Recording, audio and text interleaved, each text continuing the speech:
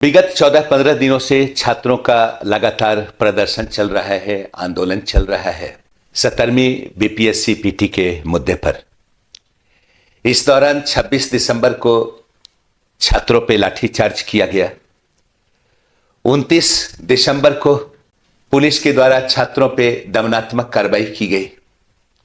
JP गोलंबर के पास ढेर सारे छात्र घायल हुए, आहत हुए। उन पर वाटर कैनन का इस्तेमाल किया गया इस ठंड के मौसम में। आपने सोशल मीडिया पे ऐसे ढेर सारे चित्र देखते होंगे, रोते हुए, चित्कारते हुए छात्र, आहत और परेशान छात्र। अगर सरकार या प्रशासन चाहती तो इन आंदोलनकारियों को गांधी मैदान में शिफ्ट कर सकती थी, लेकिन गांधी मैदान को भी इनके लिए बैन कर दिया गया। तो छात्र सड़क पर नहीं होते तो कहां होते? बिल्कुल स्पष्ट हो जाता है, उद्देश्य दमनात्मक कार्रवाई का ही था। उद्देश्य था आंदोलन के समापन का। शायद यही वजह था कि इस प्रकार के कृत्य को अंजाम दिया गया। इस कृत्य को देखकर छात्र भावना ही आहत नहीं हुए, देश प्रदेश के तमाम आवाम आहत हुए। यह शोभनीय कृत्य नहीं था, बिल्कुल अमानवीय था। और ऐसी स्थिति में सरकार के आलमबरदारों का स्टेटमेंट बड़ा यूनिक रहा कि भाई आंदोलन की भी तो कोई सीमा होती है। ऐसा स्टेटमेंट दिया सरकारी आलमबरदारों ने। आप सोचिए, अगर राष्ट्रवादी ये सोचते कि आंदोलन की भी कोई सीमा होती है तो आज हम कहां होते, आज भारत कहां होता। जब अस्तित्व रक्षा का मुद्दा होता है तो आंदोलन की कोई सीमा नहीं होती है। यह जानकारी तो उन्हें होनी ही चाहिए थी। लेकिन चलिए, आज हम बात करेंगे कि आखिर 17वीं बीपीएससी के लिए छात्र री एग्जामिनेशन की मांग क्यों कर रहे हैं।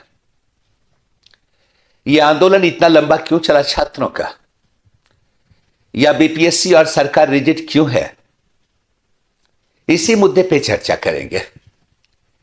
दरअसल ये छात्र 17वीं बीपीएससी पीटी परीक्षा का आयोजन 13 दिसंबर को ही हो गया, लेकिन कुछ ऐसी घटनाएं घटी कि छात्र री एग्जामिनेशन का डिमांड कर रहे हैं। इसके पीछे कई ऑथेंटिक रीजन हैं जिसके कारण छात्रों में असंतोष है। छात्र इसे अनियमितता मानते हैं, इसकी उचित जांच की अपेक्षा रखते हैं और री एग्जामिनेशन का डिमांड कर रहे हैं। दरअसल परीक्षा के दिन जो सबसे बड़ा परीक्षा केंद्र था, पटना स्थित बापू सभागार परीक्षा केंद्र, जहां लगभग 12,000 अभ्यर्थियों के परीक्षा की व्यवस्था थी। लेकिन कुछ ऐसी घटनाएं घटी, कुछ कमरे में छात्रों को क्वेश्चन पेपर नहीं मिला, आक्रोशित हुए छात्र और प्रश्न पत्र लेकर बाहर निकल गए।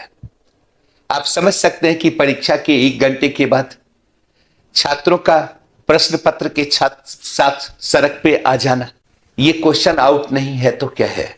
दूसरी बात कि 12,000 स्टूडेंट की व्यवस्था वहां पे थी, अभ्यर्थी एग्जाम देने वाले थे।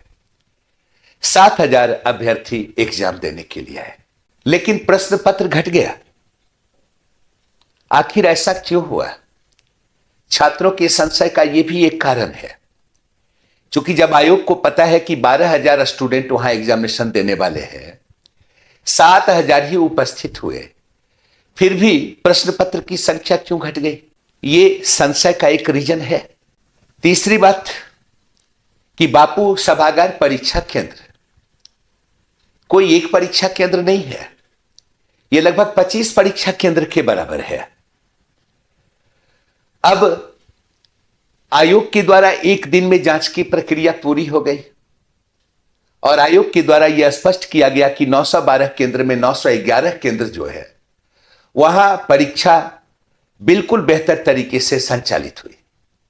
एकमात्र परीक्षा केंद्र बापू सभागार में कुछ अनियमितता रही, इसलिए इस केंद्र को क्या किया जाता है, खारिज किया जाता है। ठीक है। और यहां जो परीक्षार्थी थे उनके लिए पुनर्परीक्षा का आयोजन होगा।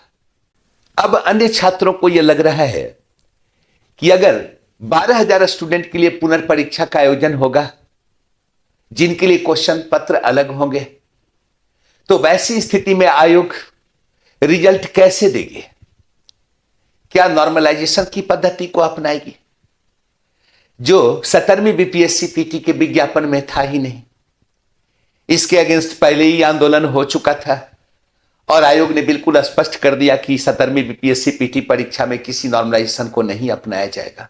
एक और भी मुद्दा था, आयोग के द्वारा बार बार ऐसा कहा जा रहा था कि प्रश्न पत्र बेहतर होंगे, कुछ प्रश्न सिविल सर्विसेज टाइप होंगे, फिर प्रश्न ग्रुप सी और डी के परीक्षा के अनुसार क्यों, बिल्कुल क्विज टाइप क्यों? आज आप देख रहे हैं सोशल मीडिया का जमाना है, ऐसे ढेर सारे लोगों के हाथ में मोबाइल है। क्विज टाइप क्वेश्चन तो अगर 10 मिनट टाइम मिलेगा तो 15 क्वेश्चन लोग देख लेंगे। तो सुरक्षा के दृष्टिकोण से आयोग कंसेप्चुअल क्वेश्चन तैयार क्यों नहीं करती है? सिविल सर्विसेज टाइप प्रश्न को तैयार क्यों नहीं करती? कि ना तो लीक करने के बारे में लोग सोचेंगे और ना ही ऐसे इलेक्ट्रॉनिक डिवाइस का यूज करके उसके आंसर की जानकारी हासिल करेंगे। यही तमाम वजह है जिसके कारण छात्रों में असंतोष है और यही वजह है कि छात्र इसको अनियमितता मानते हैं और वो चाहते हैं कि एक परीक्षा केंद्र की पुनर्परीक्षा न हो, बल्कि संपूर्ण केंद्रों के लिए पुनर्परीक्षा का आयोजन हो, संपूर्ण छात्र के लिए पुनर्परीक्षा का आयोजन हो। अब मुद्दा बनता है कि आखिर यह आंदोलन लंबा क्यों चला? छात्र री एग्जामिनेशन का डिमांड क्यों कर रहे हैं और यह लंबे समय तक क्यों चल गया? 2-4 दिन में इस समस्या का समाधान होना चाहिए था। तब अगर आप गौर करेंगे ना, तो एक जो सबसे मेजर रीजन दिखाई देता है, वो दिखाई देता है कि आयोग ने इस संदर्भ में पहल ही नहीं किया। आयोग को पहल करना चाहिए था। छात्रों में असंतोष है, छात्र अनियमितता मानते हैं, तो यह तो बातचीत के आधार पर समस्या का समाधान होगा। जब छात्र आंदोलन कर रहे थे, आयोग के सामने धरना दिया, प्रदर्शन किया, उद्देश्य यही था, बिल्कुल अहिंसात्मक था। एकमात्र उद्देश्य था कि छात्रों का एक ग्रुप, एक प्रतिनिधिमंडल जाकर आयोग के अध्यक्ष से मिलेगा, बातचीत करेगा, अपने बातों को सामने रखेगा, लेकिन लाठी मारकर उसको भगा दिया गया। आयोग के द्वारा यह पहल होनी चाहिए थी। समस्या का समाधान होना जरूरी है। समस्या को यूं ही छोड़कर रिजिड होना कहीं से पॉजिटिव नहीं था, लेकिन आयोग के द्वारा इस दिशा में कोई पहल नहीं किया गया। अब इसके कारण भी छात्रों में असंतोष बढ़ा। चलिए, आयोग तो आयोग, जो सरकार के आलंबरदार थे, उनकी भूमिका भी पॉजिटिव होती, वो भी सहयोगात्मक नीति अपनाते, बातचीत के आधार पर समस्या के समाधान की कोशिश करते, तो कुछ बात बनती। लेकिन ऐसा नहीं हुआ। उन लोगों ने स्पष्ट कर दिया कि भाई जांच हुआ है, आयोग छात्रों के हित में कार्य कर रही है, आयोग ऑटोनोमस बॉडी है, जो करेगी उचित करेगी। कुछ नेता तो इतने दंभपूर्ण तरीके से बात करते रहे कि उसके कारण भी भावनाएं हाथ हुई। आपके पास अगर प्रमाण है, लेके आइए, हम खारिज कर देंगे, पुनर्परीक्षा होगी। भला ये बात करने का कोई तरीका होता है? मिलकर बात करेंगे तब तो संशय दूर होगा। ये तो संशय को बढ़ाना हुआ, ये ऑर्डर देना हुआ। इसके कारण भी छात्र आहत थे, परेशानी और बढ़ गई। इसी दौरान आयोग के द्वारा एक सेंटर के लिए पुनर्परीक्षा की तिथि की घोषणा कर दी गई। तो छात्रों को लगा नहीं, यह आंदोलन को तोड़ने की साजिश है, यह आंदोलन को कमजोर करना चाहते, ये चाहते हैं कि वो जो तमाम छात्र हैं वो आंदोलन से अलग हो जाए। लेकिन ऐसा हुआ नहीं। छात्रों का मनोबल और बढ़ गया। छात्रों को लगा नहीं, हमें अपने लिए संघर्ष करना होगा, क्योंकि अस्तित्व रक्षा का मुद्दा है। बहुत बड़ी वैकेंसी है, इतनी बड़ी वैकेंसी कभी आई नहीं। तो ऐसी स्थिति में छात्र अपने डिमांड को लेकर क्या हुए, और सचेत हो गए। ये भी एक रीजन रहा। और साथ ही साथ छात्रों को का आयोग पर विश्वास भी नहीं है, एक रीजन ये भी रहा है। उनका मानना है कि ये आयोग का इतिहास है, क्वेश्चन का रिपीट हो जाना, क्विज टाइप क्वेश्चन का पूछ दिया जाना, कभी कभी क्वेश्चन का गलत होना, आंसर का गलत हो जाना, इसके बावजूद आयोग के द्वारा लीपापोती की कोशिश, यह भी एक रीजन रहा जिसके कारण छात्रों को लगा नहीं, आयोग में आमूल चूल परिवर्तन की जरूरत है, हम अपने अधिकार के लिए लड़ेंगे। और चूंकि आंदोलन का स्वरूप हिंसात्मक था, वो भी उनको एनर्जी दे रहा था। यही वजह है कि वर्तमान दौर में भी छात्र आंदोलन कर रहे हैं। अभी भी गर्दनी बाग में वो धरना पे बैठे हुए हैं और सतत आंदोलन की बात कर रहे हैं। लेकिन अब मुद्दा बनता है कि आखिर सरकार या आयोग इतनी रिजिड क्यों है? इस समस्या का समाधान होना चाहिए था। पटना से यह आंदोलन पूरे बिहार का आंदोलन बन गया। इंडिया लेवल पे जितने भी मीडिया हाउसेज हैं, सारे चैनल पे आपको देखने को मिल रहा है यह मुद्दा। बड़े बड़े नेताओं का स्टेटमेंट भी इस मुद्दे पे आना शुरू हो गया। आखिर क्या रीजन है कि बीपीएससी रिजिड है, सरकार रिजिड है कि भाई हर सेंटर पे बिल्कुल शांतिपूर्ण तरीके से बेहतर एग्जाम का आयोजन हुआ, एकमात्र सेंटर प्रभावित हुआ, सिर्फ हम एक ही सेंटर का पुनर्परीक्षा करवाएंगे? क्या रीजन? एक तो सबसे बड़ा रीजन है कि आयोग का साख प्रभावित होगा। जाहिर सी बात है कि इतने दिनों बाद बीपीएससी की यह परीक्षा का आयोजन हुआ है और अगर यह कैंसिल हो जाए तो आयोग का साख प्रभावित होगा, चेयरमैन का साख प्रभावित होगा। संपूर्ण पुनर्परीक्षा का आयोजन होगा तो आयोग का यह मानना है कि छात्रों के हित में नहीं होगा। आयोग इसी प्रकार की बात कर रही है। लेकिन सही बात तो यह है कि पूरा का पूरा मिशनरी लगाना पड़ेगा, आर्थिक क्षति भी सरकार की होगी, धन का व्यय करना होगा। लेकिन आखिर आयोग है क्यों? इसी वर्ग के लिए है। अगर इतना बड़ा असंतोष है और अगर कुछ खामी रह गई है तो आयोग को चाहिए इसका निराकरण निकालना। कुछ शिक्षकों की भूमिका के कारण भी आयोग रिजिड है, सरकार रिजिड है।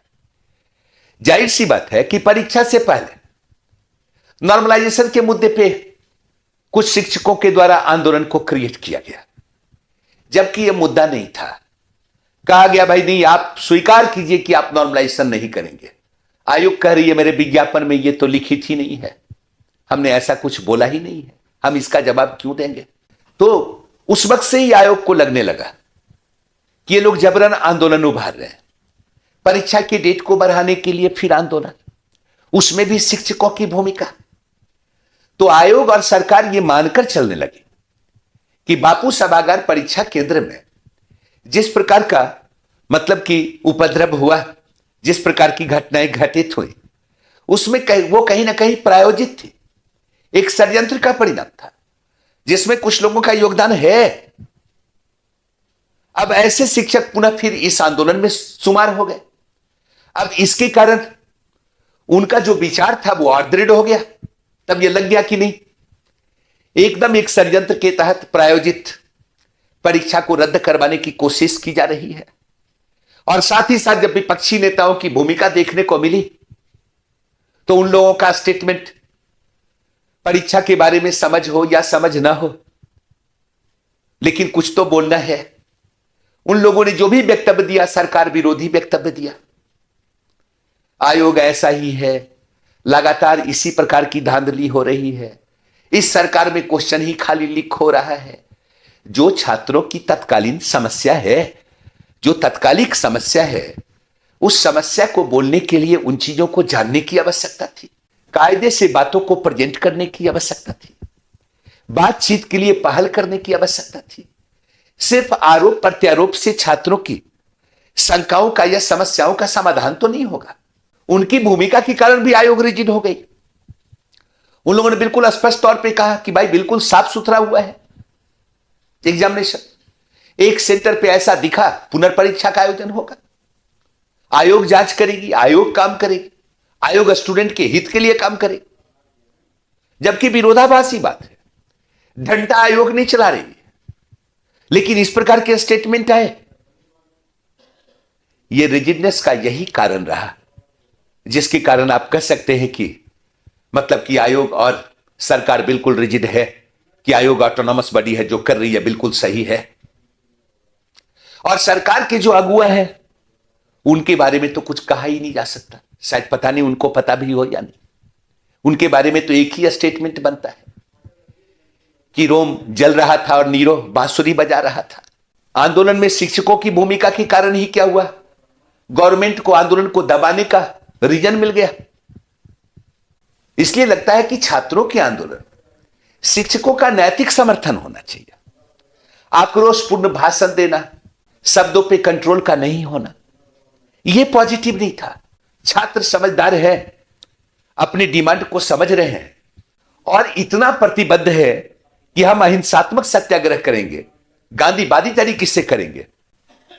यह तो आंदोलन की बहुत बड़ी खूबसूरती है। और जाहिर सी बात है कि सरकार को सोचना पड़ेगा, किसी भी सरकार को सोचना पड़ेगा। इसलिए मुझे लगता है कि शिक्षकों की भूमिका होनी ही नहीं चाहिए, उनका नैतिक समर्थन होना चाहिए। छात्रों में इतनी काबिलियत है कि अपने बातों को रख सके, उनमें काबिलियत है कि लंबे समय तक आंदोलन कर सके, उन्होंने दिखाया करके। और रही बात नेताओं की, तब तो मुझे एक ही चीज लगा, ये नेता लोग तो कूद कर आ जरूर गए, लेकिन चीजों की सही समझ नहीं थी। कभी कह रहे थे कि हम बीपीएससी के लिए राज्यपाल से बात कर रहे हैं, कभी शब्द यूपीएससी निकल रहा है, कभी 90,000 छात्र प्रभावित हो जाते हैं। अरे भाई, चीजों को समझ लीजिए, जान लीजिए। छात्रों से हमदर्दी है तब सहयोग कीजिए। कुछ नेता तो सिर्फ सरकार को ही गाली दे रहे थे। समस्या कुछ और है, समाधान का तरीका कुछ और होगा। छात्रों को समाधान चाहिए, सरकार विरोधी वक्तव्य नहीं चाहिए। मुझे लगता है ऐसे नेताओं को ऐसे स्टेटमेंट से बचना चाहिए, अगर वो छात्रों के सहयोगी है तो। और रही बात छात्रों की, तो उनकी जो आंदोलन का तरीका है वो सराहनीय है, इसमें कोई दो मत नहीं। अपनी डिमांड को बेहतर तरीके से प्रेजेंट करें, पूर्ण साहस के साथ, सच्चाई के साथ, जब भी बात करने का मौका मिलता है। लेकिन आत्महत्या जैसे इवेंट को अंजाम न दें प्लीज। ये बीपीएससी ऐसा नहीं कि जीवन का आखिरी मंजिल है। बीपीएससी एक पड़ाव है, इससे आगे भी जहां है इसके बारे में भी उन्हें सोचना होगा। इसलिए ठीक है, आंदोलन कर रहे हैं, आपके अस्तित्व का मुद्दा है, आपको संघर्ष करना होगा, लेकिन आत्महत्या किसी भी प्रकार से इस समस्या का निराकरण नहीं है। इससे बचने की जरूरत है। और क्या कहें, जो स्थिति 29 तारीख को देखने को मिली, वैसी स्थिति में तो नववर्ष की शुभकामना देना भी यथोचित प्रतीत नहीं होता है। लेकिन फिर भी कहूंगा कि भाई, छात्रों को सफलता मिले, सरकार इस दिशा में, आयोग इस दिशा में कुछ सकारात्मक पहल करे, जरूरी है। और जो लोग भी छात्रों के साथ इस आंदोलन में शुमार हैं, शामिल हैं, उनकी भूमिका छात्र हित में होनी चाहिए। छात्र मुद्दे का राजनीतिकरण तो बिल्कुल नहीं होना चाहिए।